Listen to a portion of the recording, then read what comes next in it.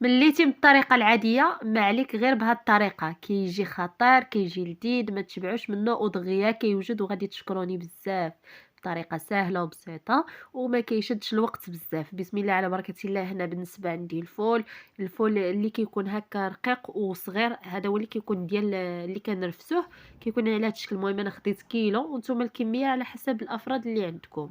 وكنغسلوا هذاك الفول ديالنا مزيان. بعد ما كنغسلوه كناخذوا الكوكوط وكنبداو نقطعوه على هذا الشكل هذا، يعني قطع اللي كيكونوا كبار، ما كيكونش غير صغير. انتم كيف كتشوفوا معايا كنحاول نزول له هذوك الجناب باش ما كيجيوناش ملي كيطيب هذوك الجناب دوك بحال شكل الخيوط.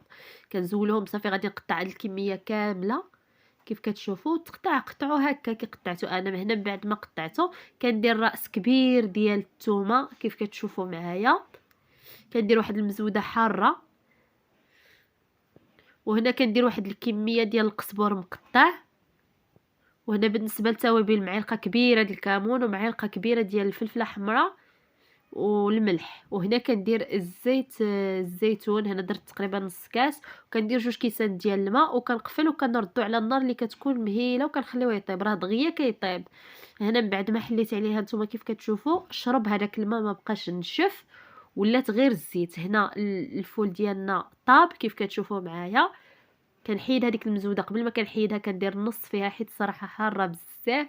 درت غير النص واللي كيعجبو الحار يدير صافي. وكنبدا نرفسو على هذا الشكل هذا بواحد المغرف. كنبقاو نمعكوه مزيان حتى كيتمعك لينا. صراحه كيجي خطير كيجي لذيذ لذيذ بزاف ودغيا كيوجد. يعني هاد الطريقه هذه دغيا كتخلي هاد الفول ديالنا دغيا كيطيب وكيجي زوين وبلا ما نفوروه اولا نسلقوه. كل واحد وكاين اللي كيسلقوه اولا كيفوروه. هاد الطريقه هذه سهله يعني دغيا كيوجد.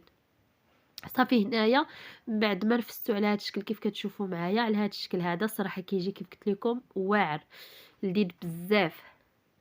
صافي هنا بالنسبه اللي كيبغي الزيت الزيتون يزيدو. انا كنخلي الزيتون حتى لاخر لحظه، يعني الزيت البلديه كنخليها حتى لاخر لحظه عاد كنديرها بفوق منه. وانتم الا بغيتو ديروها وعاد ردوه كيتقلى في ديك الزيت. صافي انا هنايا من بعد ما صبيتو لكم في الطبسيل رافقوه مع الحوت اولا ترافقوه باش ما بغيتو اولا تاكلوه غير هكا كيجي واعر. الصراحه كيجي لذيذ لذيذ. هنا كنصب عليه الزيت كيجي خطير. جربوه وردوا عليا الخبر ونتمنى يعجبكم وبالصحه والراحه. ونتلاقاو في فيديو جديد بسلامه. وكنعتذر على صوتي الصراحه راكم عارفين مريضه شويه.